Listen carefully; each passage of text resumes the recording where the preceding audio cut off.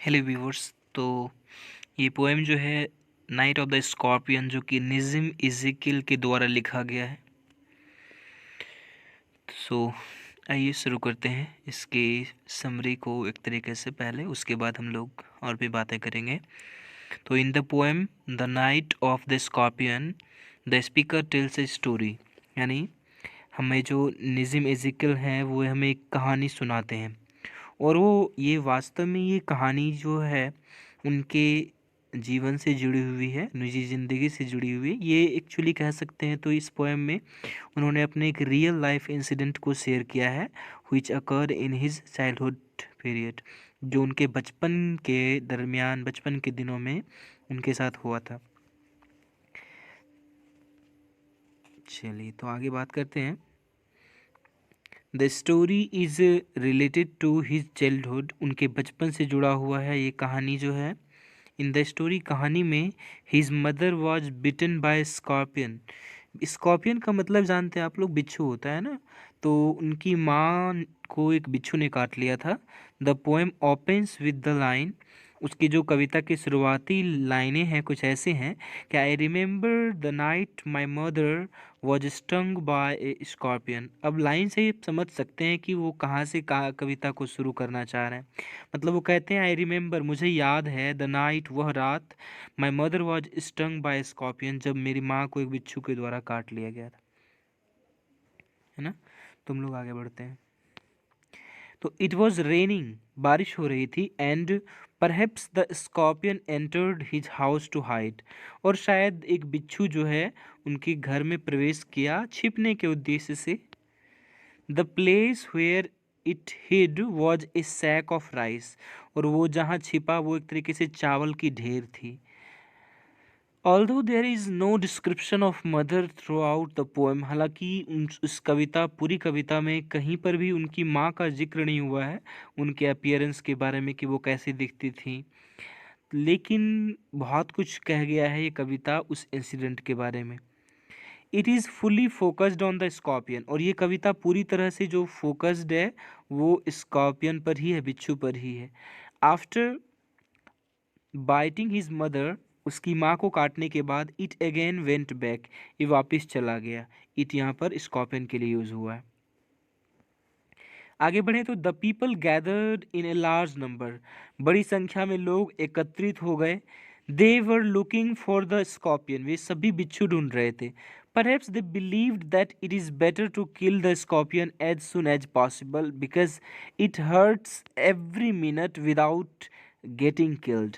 मतलब देखिए, उन लोगों का ये मानना था, वे लोग जहाँ जो एकत्रित हुए थे या फिर जो भी ढूंढ रहे थे, कि they believed that it is better to kill the scorpion as soon as possible, जितना जल्दी संभव हो सके उसको मार दिया जाए। बिकॉज, क्योंकि ऐसा उन लोग मानते थे, it hurts every minute without getting killed, यदि यह मारा ना जाए तो इसकी तकलीफ और ज़्यादा बढ़ती चली जाती है। They also pray for his mother, ये लोग सब ने प्रार्थना भी की उसकी माँ के लिए। They also wish that it dies the same night और सिट्स स्टिल, और वे यह भी उम्मीद कर रहे थे कि शायद वो जो है खत्म हो जाए। They even believe that if it was all because of her sin of past life. अब देखिए यहाँ पर जितने भी लोग एकत्रित थे ना, सबके अलग अलग परसेप्शंस थे, सबकी अलग अलग सोच थी। कोई कह रहा था कि शायद पिछले जन्म का पाप होगा इसीलिए ऐसा हुआ उसके साथ, या फिर कोई कह रहा था कि भगवान करे इसकी तकलीफ को कम करे, मर जाए उससे अच्छा है इतनी तकलीफ सहने से। तो अलग अलग तरह की बातें हो रही थी। अब देखिए आखिर इस कविता के जरिए कवि हमें बताना क्या चाहता है। कवि हमें इंडियन विलेज लाइफ से हमें रूबरू कराना चाहता है।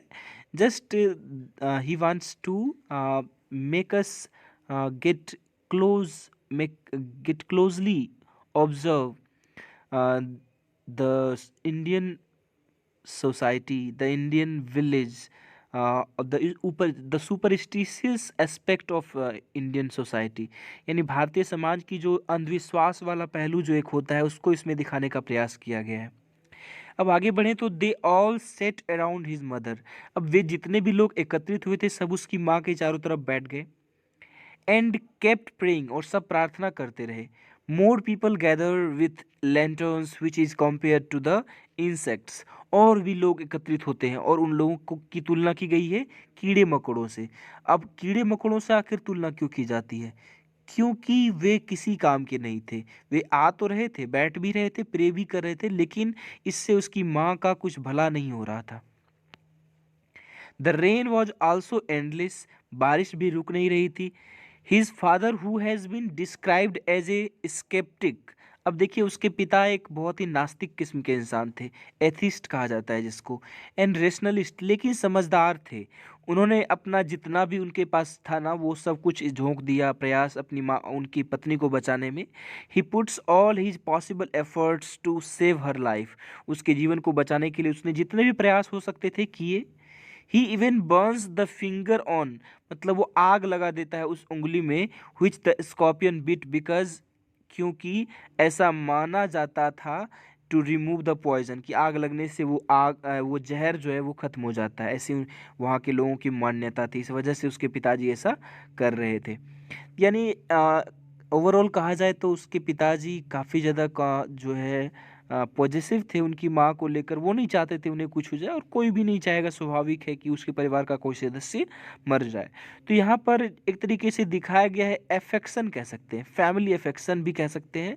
जो इसका एक थीम यदि डिस्कस करने आपको आता है तो आप ज़रूर फैमिली एफेक्शन उसमें ऐड करें, क्योंकि पारिवारिक स्नेह जो एक गाँव में होता है। अब देखिए यहाँ पर आप ये भी कह सकते हैं कि शहरों की जो भावनाएं होती है, एक जो पारिवारिक भावनाएं होती है, वो कहीं ना कहीं कुछ बदली हुई होती हैं। तो गांव में ये ज़्यादा देखने को मिलता है। साथ ही साथ शहर के लोग उतने अंधविश्वासी नहीं होते, लेकिन गांव में आपको अंधविश्वास बहुत ही आसानी से देखने को मिल जाएगा। ये हर पहलू में, हर जगह ये एग्जिस्ट करता है। अब कुछ और बात कर लेते हैं कि the suffering continued for 20 hours. ये पीड़ा जो थी उनकी माँ की, ये चलती रही लगभग 20 घंटे तक। Her responses at the end were emotional as she thanked. अब देखिए ये कविता का जो खात्मा होता है, वास्तव में ये कविता तो खत्म हो जाती है, लेकिन आपको कहानी का पूरा कंक्लूजन नहीं मिल पाता, आखिर हुआ क्या उस कहानी में। माँ मर गई या जीवित रही या सरवाइव करी, क्या हुआ कुछ समझ नहीं आता है। तो यही एक तरीके से क्यों ऐसा किया गया है कि ये खुद कवि ही समझा सकते हैं हमें। तो फिलहाल यहाँ पर इतना समझिए कि her responses at the end were emotional. आखिर में जो उसकी जो जवाब थे, उसके मुंह से जो कुछ बातें निकली, वो काफ़ी ज़्यादा भावुक कर देने वाली थी। एज सी थैंक्ड गॉड, उसने भगवान को शुक्रिया कहा, उन्होंने भगवान का शुक्रिया अदा किया। For for not picking anyone else from her family. अब देखिए कितना अजीब है, कितनी विडंबना वाली बात है कि वो उतनी तकलीफ में है, शायद वो मर रही हैं, वो डेथ बेड पर है, लेकिन उसके बावजूद वो अपने परिवार के अच्छाई के लिए भगवान को शुक्रिया अदा कर रही हैं। मतलब वो भगवान से कह रही है कि अच्छा हुआ कि आप स्कॉर्पियन ने मुझे ही काटा, परिवार में किसी और को नहीं। मतलब दिखाया गया है कि माँ का जो एक परिवार का जो अफेक्शन होता है, स्नेह होता है, वो कितना ज़्यादा होता है। और हर तरह के रिश्ते को इसमें जो है एक अलग एंगल से दिखाया गया है कि कहाँ किसमें किस तरह की भावनाएं होती हैं। तो ये बहुत ही आवश्यक है इस कविता को समझने के लिए। तो एफेक्शन, एफेक्शन एक वर्ड है, AFFECTION, जिसका अर्थ होता है स्नेह। ये बहुत ही इंपॉर्टेंट टर्म होने वाला है, आप थीम में इसको डिस्कस कर सकते हैं। या फिर मदरली अफेक्शन, माँ का जो स्नेह होता है।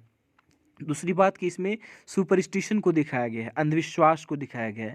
तो ये दूसरा थीम इसका ये भी हो सकता है कि सुपरस्टिशियस सोसाइटी ऑफ इंडिया, या फिर इंडियन सुपरस्टिशियस सोसाइटी, यानी भारतीय अंधविश्वासी समाज जो होता है, यहाँ के लोग जो अंधविश्वास को मानते हैं, ऐसी अलग अलग तरह की विडम्बनाएं जो होती है। तो overall the poem is very interesting, और ये इम्पोर्टेंट बात इसलिए भी है क्योंकि ये इंडियन आपके पोएम से बिलोंग करता है, और ये कहीं ना कहीं आपको आसानी से आपको समझ में आएगी यदि आप कविता के टेक्स्ट को पढ़ें तो सो यदि आप चाहते हैं कि इस वीडियो पर मैं और भी डीपली बनाएं तो आप ज़रूर कमेंट बॉक्स में कमेंट करें, और मैं प्रयास करूंगा कि इसके थीम को भी डिस्कस किया जाए और इसको एनालाइज किया जाए कविता को। इस वीडियो में मैंने बस समरी आपको बताया है, सारांश आपने देखा ही कैसे कैसी कविता है। So I hope you got it. Thank you for watching the video. Take care.